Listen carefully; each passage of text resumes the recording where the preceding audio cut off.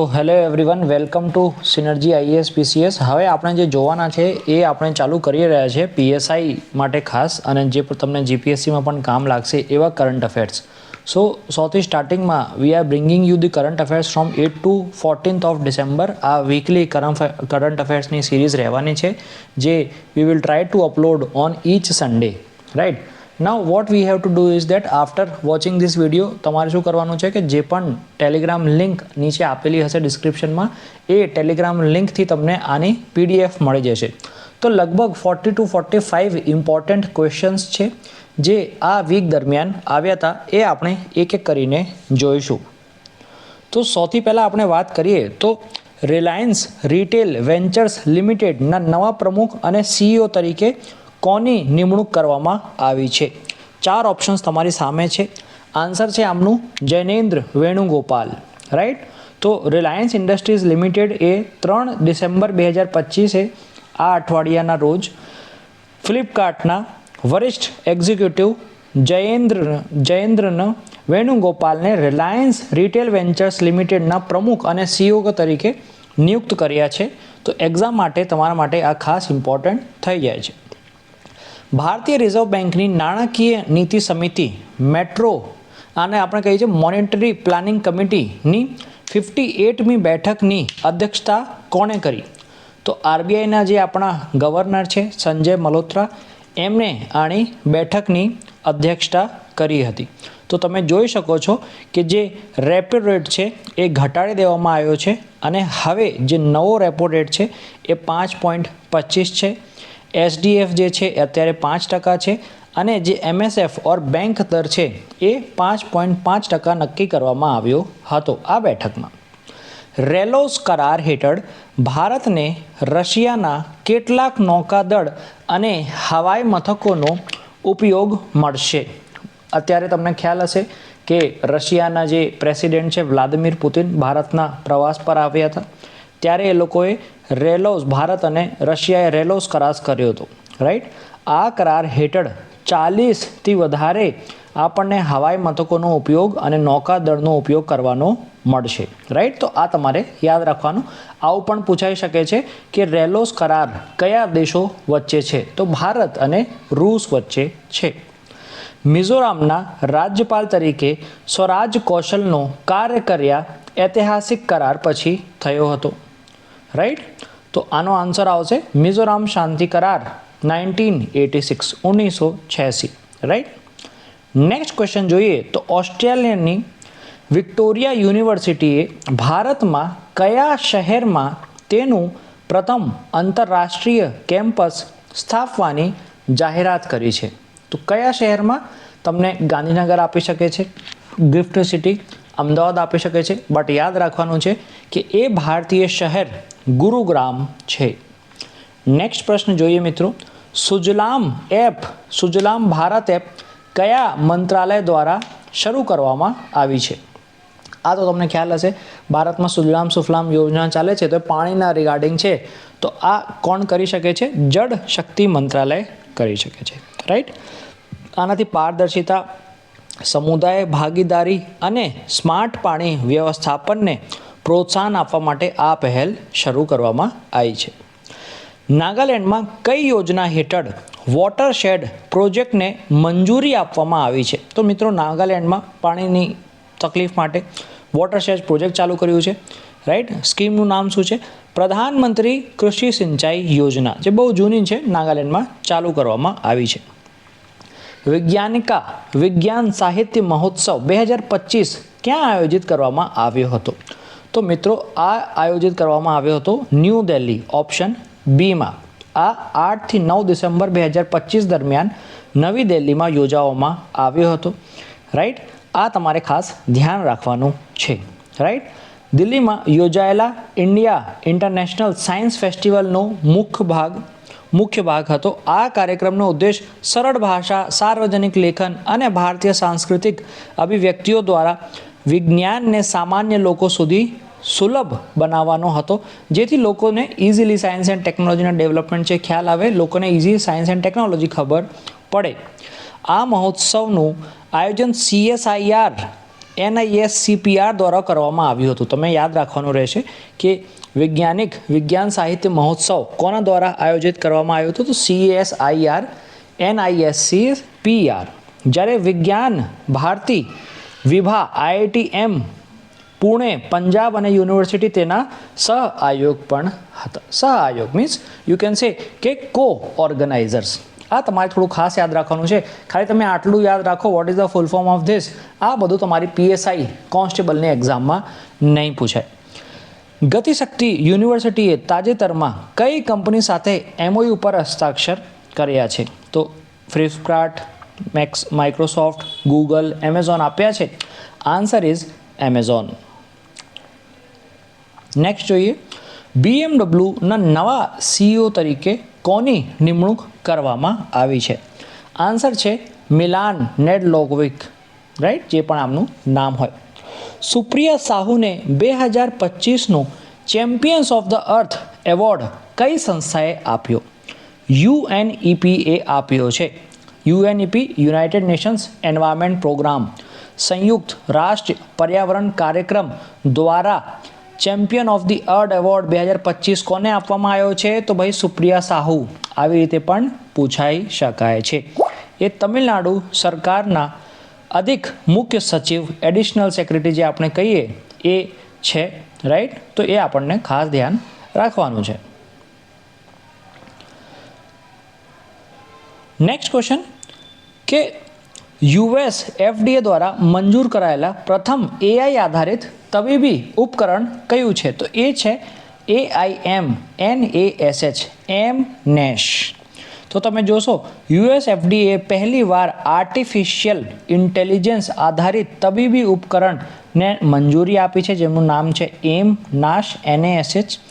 આ ઉપકરણ ડૉક્ટરોને દવા પરીક્ષણ દરમિયાન ગંભીર ફેટી લીવર આપણને હોય છે, ફેટી લીવર હોય છે, જેમને MASH કહેવામાં આવે છે.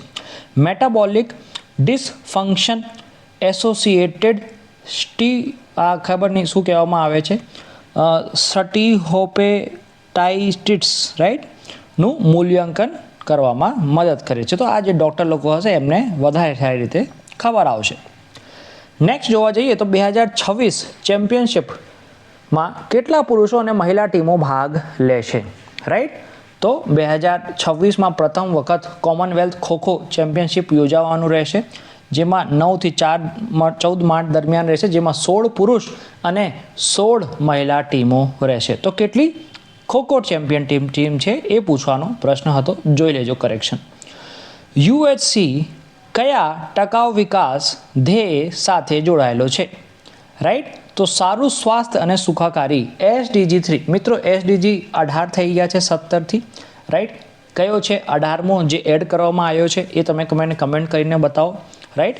UHCનું મતલબ અહીંયા છે યુનિવર્સલ હેલ્થ કવરેજ, રાઈટ. તો એ સસ્ટેનેબલ ડેવલપમેન્ટ ગોલ SDG 3 સારું સ્વાસ્થ્ય અને સુખાકારી સાથે સંકળાવવામાં આવ્યું છે. તો એ મને બતાવો કે SDG કયા વર્ષમાં લાગુ થવા હતા, કયા વર્ષમાં ટાર્ગેટ પૂરા કરવાના છે અને ભારત સરકારે કયા અચીવ કરી લીધા છે. ભારતનું પ્રથમ general Z post office extension counter ક્યાં શરૂ કરવામાં આવ્યું છે? તો આન્સર છે કોટ્ટાયામ, કેરલામાં ચાલુ કરવામાં આવ્યું છે. તો યાદ રાખજો, general Z post office, right, extension counter. ખાલી આટલું જ યાદ રાખવાનું છે. અરિકન ગુપ્તાને કઈ યાદીમાં સ્થાન આપવામાં આવ્યું છે? તો ફોર્બ્સ 30 અંડર 30માં એમને સ્થાન આપવામાં આવ્યું છે. નામ થોડુંક યાદ રાખવાનું. પરવા સિસ્ટમ કઈ સંસ્થાઓના સહયોગથી વિકસાવવામાં આવી હતી? ક્વેશ્ચન શું છે? PARRVA. તમારે ખાલી આ જોવાનું કે પરવા શું છે, રાઈટ. તો આન્સર શું છે? Care ratings and NSE national stock exchange. ખાલી આટલું યાદ રાખવાનું છે. પરવા એટલે કેર રેટિંગ, તમને ખ્યાલ હશે જે રેટિંગ આપે છે, right. So securities and exchange board of ઇન્ડિયાએ તમે જોઈ શકો છો કે 8મી ડિસેમ્બરે રોકાણકારોના હિતોનું રક્ષણ કરવા માટે નાણાકીય બજારમાં પારદર્શિતા આવે એટલે ટ્રાન્સપરન્સી આવે, રાઈટ. તે હેતુથી PARRVA, જેનું ફૂલ ફોર્મ જાણવાની જરૂર નથી, રાઈટ, એક નવી સિસ્ટમ શરૂ કરી છે. આ સિસ્ટમ SBI રજિસ્ટર્ડ જે પણ એન્ટિટ્સ જેમ કે રોકાણકારો સલાહકારો છે એમને હેલ્પ કરશે, રાઈટ. તો કોના સહયોગથી કરી છે? કેયર રેટિંગ્સ અને એનએસસીના સહયોગથી. ગ્લોબલ એઆઈ કોન્ક્લેવ ક્યાં યોજાયું હતું? તો આન્સર છે આ ઇમ્પોર્ટન્ટ બની શકે છે તમારા આપકમિંગ પીએસઆઈ કોન્સ્ટેબલ એક્ઝામમાં. તો ગ્લોબલ એઆઈ કોન્ક્લેવ 2025 ચેન્નઈમાં મિત્રો યોજાયું હતું. 9 ડિસેમ્બર 2025ના રોજ લિથુએનિયાએ રાષ્ટ્રીય કટોકટી શા માટે જાહેર કરી? રાઈટ. તમને આવું પણ પૂછી શકે છે કે ડિસેમ્બર મહિનામાં કે તાજેતરમાં કયા દેશોએ કટોકટી જાહેર કરી છે? તો લિથુએનિયા એમાંથી હોઈ શકે છે. અહીંયા પૂછ્યું છે કે લિથુએનિયાએ કેમ કરી, રાઈટ. તો બેલારુસ જે છે, બેલારુસથી આવેલા ફુગ્ગાઓ દ્વારા હવાઈ ક્ષેત્રને ઉલ્લંઘન કરવાના કારણે તમે અહીંયા જેમની ઇમેજ જોઈ શકો છો, એટલે એમને રાષ્ટ્રીય કટોકટી જાહેર કરી. વિચારો, આટલી નાની બાબત એ લોકો કરી નાખે. આપણા ત્યાં તો આટલું બધું થઈ જાય તોય નથી થતું, રાઈટ. સ્કોશ વર્લ્ડ કપ 2025નું આયોજન કયું શહેર કરશે? તો અગેન ચેન્નઈ શહેર કરશે. તો તમે જોશો અહીંયા ચેન્નઈ શહેર છે અને ગ્લોબલ એઆઈ કોન્ક્લેવ પણ ચેન્નઈ શહેરમાં છે. નેક્સ્ટ ક્વેશ્ચન, રવિના ટંડનને કયા ક્ષેત્રમાં તેમના યોગદાન બદલ પેટા ઇન્ડિયા દ્વારા પર્સન ઓફ ધ યર 2025 એનાયત કરવામાં આવ્યો હતો? તમને આવી રીતે પણ પૂછી શકે છે કે ભાઈ પેટા ઇન્ડિયા દ્વારા person of the year 2025 award કોને એનાયત કરવામાં આવ્યો છે? તો એમનો આન્સર હોઈ શકે છે રવિના ટંડન. શેના માટે?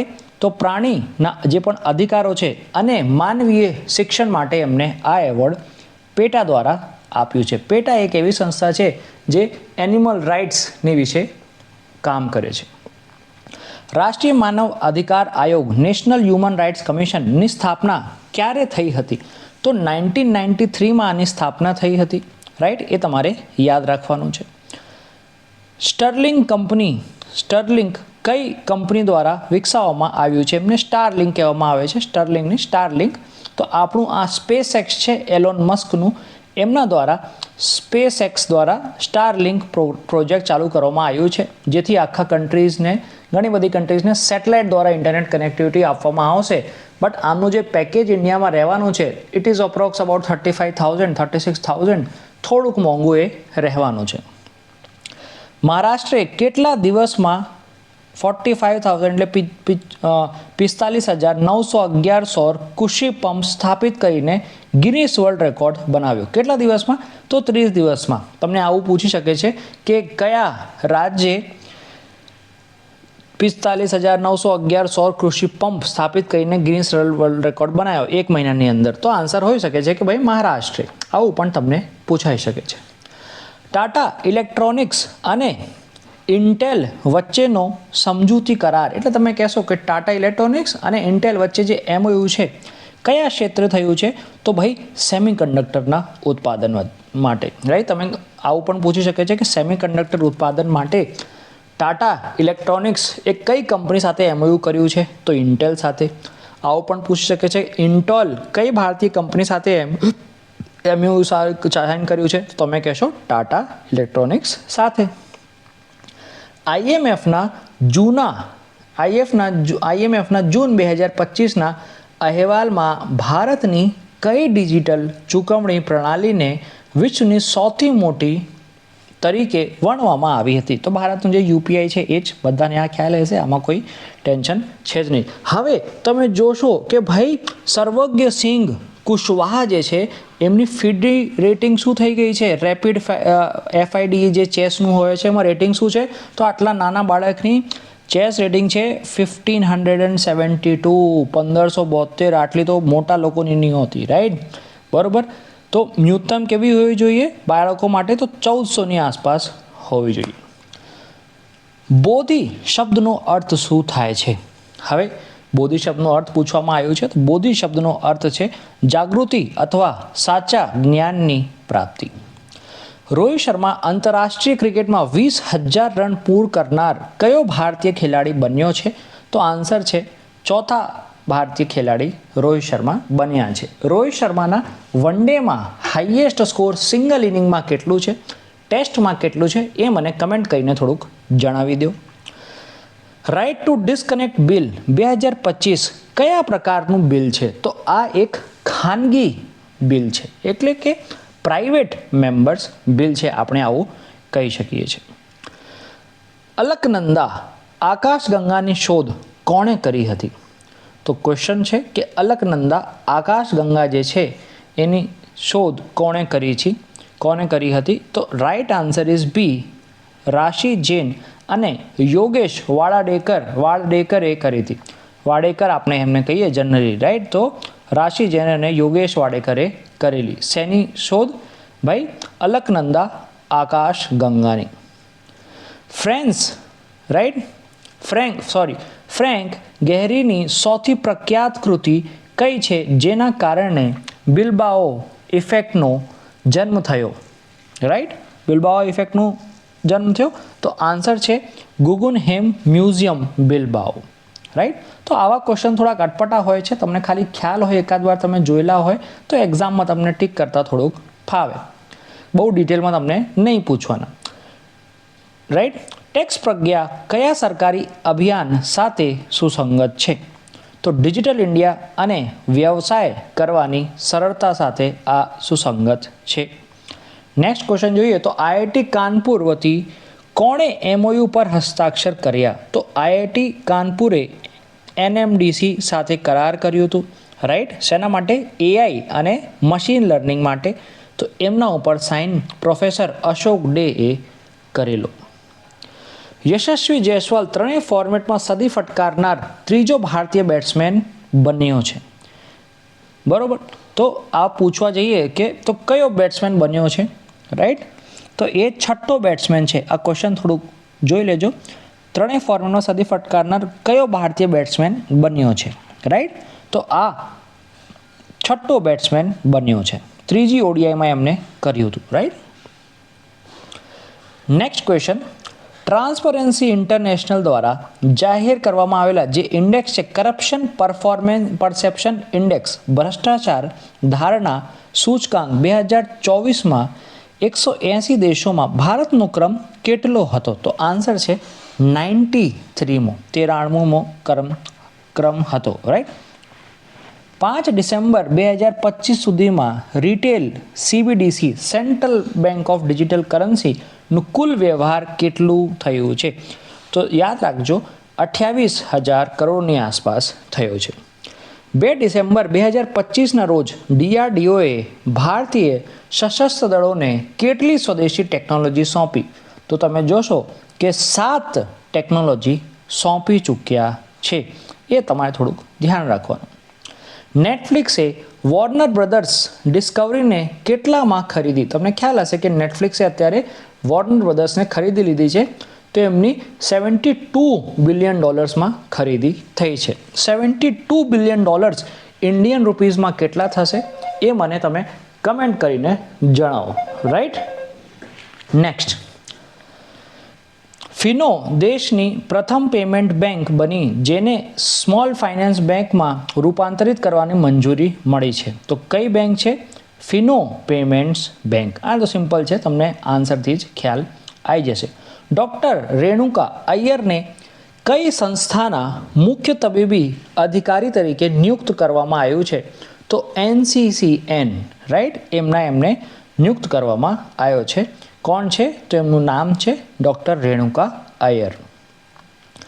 અર્થ સમિટની બીજી આવૃત્તિ ક્યાં યોજાઈ હતી? તો આ પ્રશ્ન આપણા માટે ઇમ્પોર્ટન્ટ છે. અર્થ સમિટ શું છે એમના વિશે તમે કમેન્ટ કરીને મને જણાવો. આન્સર છે આપણું પ્યારું ગાંધીનગર. ડીપ થિંક મોડ કઈ ટેકનોલોજી પર આધારિત છે? તો એડવાન્સ પેરેલલ રીઝનિંગ ઉપર આ આધારિત છે. ખાલી આટલું તમને પૂછશે અને આટલું તમને ખ્યાલ હોવું જોઈએ. આ જે પણ MCQ છે, જેટલા પણ ક્વેશ્ચન છે, બધાની PDF ઓર PPT તમને આપણા ટેલિગ્રામ ચેનલમાં મળી રહેશે. વિશ્વ માટી દિવસ 2025ની થીમ શું છે? તો વિશ્વ માટી દિવસ 2025ની થીમ સ્વસ્થ શહેરો માટે સ્વસ્થ જમીન છે. કયા દિવસે ઉજવવામાં આવે છે? તો 5 ડિસેમ્બરે ઉજવવામાં આવે છે. હવે મિત્રો સમજો કે ઘણા બધા યુટ્યુબ પર લોકો ટાઈમપાસ કરે છે, જાણી જોઈને એવી થીમ્સ ગોખાવે છે જે એક્ઝામમાં નહીં આવવાની. બહુ ઓછી જગ્યા છે જે થીમ્સ પૂછાવવામાં આવે છે, એટલે આપણે થીમ્સ પણ બહુ ઓછી જ જોઈ છે. રાઈટ.